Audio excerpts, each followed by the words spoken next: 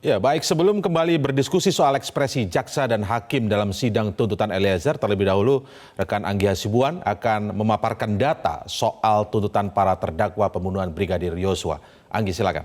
Terima kasih Indra, dan pemirsa, pekan ini para terdakwa yang terlibat dalam kasus pembunuhan berencana Brigadir Yosua menjalani pembacaan tuntutan. Jaksa penuntut umum dari Kejaksaan Negeri Jakarta Selatan akhirnya menyelesaikan tuntutan mereka berdasarkan pembuktian dan keterangan-keterangan selama persidangan yang berlangsung hampir 3 bulan.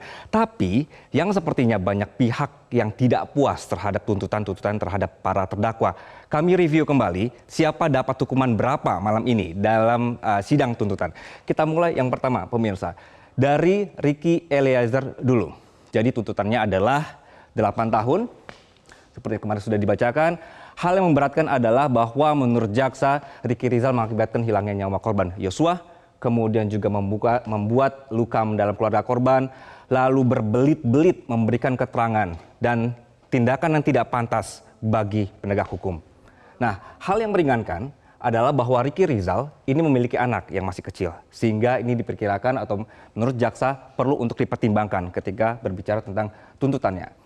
Kita bergeser, yang kedua di pekan ini juga pemirsa, bahwa Kuat Ma'ruf ini akhirnya 8 tahun penjara tuntutannya.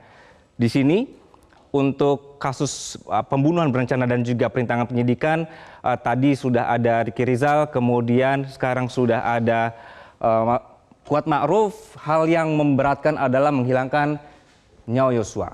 Nah, kemudian berbelit-belit juga dalam persidangan, tidak mengakui ataupun menyesali perbuatannya. Ini hal yang kemarin juga memberatkan. Dan kemudian satu poin lagi adalah menimbulkan keresahan dan kegaduhan di masyarakat. Ini poin-poin memberatkannya. Namun tetap jaksa melihat ada hal-hal yang meringankan. Seperti misalnya tidak memiliki motivasi pribadi terhadap Yosua. Kemudian hal yang meringankan lainnya adalah hanya mengikuti kehendak jahat dari pelaku lain. Dan belum pernah dihukum. Dan juga jaksa melihat bahwa Kuat Ma'ruf ini sopan selama persidangan. Sehingga Anda bisa melihat bahwa inilah hal yang memberatkan, kemudian ada hal yang meringankan. Kita lanjutkan. Terdakwa selanjutnya, pemirsa, ini adalah Ferdy Sambo. Kemudian tuntutannya adalah seumur hidup. Yang memberatkan bahwa mengakibatkan hilangnya nyawa Yosua, kemudian juga berbelit-belit dan tidak mengakui perbuatannya. Lalu juga sama dengan Kuat Ma'ruf tadi, menimbulkan keresahan dan kegaduhan di masyarakat. Lalu perbuatan yang tidak pantas bagi penegak hukum. Dilanjutkan bahwa juga banyak menyebabkan banyak anggota Polri lainnya juga ikut terlibat di sini. Hal yang meringankan tidak ada, pemirsa, 0. Oke, kita lanjutkan. Kemudian Putri Chandrawati, tuntutannya adalah 8 tahun penjara. Yang memberatkan ini mengakibatkan hilangnya nyawa Yosua, kemudian juga berbelit-belit menyampaikan kesaksian.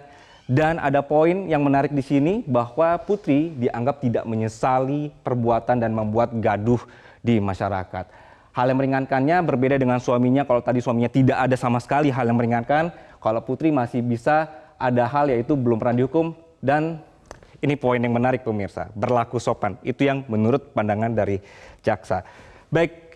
Kemudian bahwa dari Putri ini, apakah sebenarnya kemarin juga sesuai dengan tuntutan? Apakah ada pernyataan atau juga puas begitu ya dari pihak keluarga? Berikut adalah pernyataan dari kuasa hukum Joshua. Itu kan ada pilihan di pasal 340, diancam dengan hukuman pidana paling lama 20 tahun, penjara seumur hidup, atau hukuman mati. Dalam hal ini, Putri Chandrawati sudah terbukti dalam fakta persidangan bahwa dia adalah salah satu aktor intelektual yang menghendaki dan mengingini hilangnya nyawa Joshua ataupun perampasan nyawa Joshua. Masa orang yang memiliki niat jahat membunuh secara berencana, yang mana membunuh itu adalah hak absolut milik Tuhan, hanya dihargai tuntutan 8 tahun. Nanti besok-besok orang akan membunuh orang secara berencana. Ada masalah dikit dibunuh. Mau begitu negara kita? Mau nggak? Kalau saya nggak mau, lebih baik saya tidak tinggal di negara ini kalau begitu cara mainnya gitu. Jadi killing field kita. Dikit-dikit bunuh, dikit-dikit bunuh. Dan yang terakhir adalah Richard Eliezer, pemirsa, bahwa informasinya seperti ini. Ada hal-hal yang memberatkan dan juga meringankan juga. Nah, tuntutannya adalah ini yang tadi juga membuat kaget semua orang, 12 tahun penjara, pemirsa. Yang memberatkan adalah menurut jaksa Richard Eliezer adalah eksekutor dalam pembunuhan Yosua, kemudian juga menimbulkan keresahan dan kegaduhan di masyarakat. Ini poin-poinnya. Lalu hal yang meringankan ini berbeda dengan terdakwa lainnya, bahwa di sini cukup banyak Richard Eliezer disebutkan mau bekerja sama untuk membongkar kejahatan. Kemudian juga belum pernah dihukum, lalu dianggap berlaku sopan dan kooperatif di persidangan. Lalu Richard Eliezer juga menyesali perbuatannya, ini dianggap penting sekali oleh jaksa. Dan juga ada poin di mana dimaafkan oleh keluarga korban, pemirsa. Nah, mendengar tuntutan dari JPU, kuasa hukum Eliezer menyebut akan mengajukan nota pembelaan. Berikut pernyataannya. Tapi kami punya pandangan yang berbeda. Tentunya di dalam tuntutan yang dibacakan hari ini, beberapa poin kami membantah bahwa sejak awal kami sampaikan bahwa klien kami tidak mempunyai niat mens rea. Sudah terungkap di persidangan.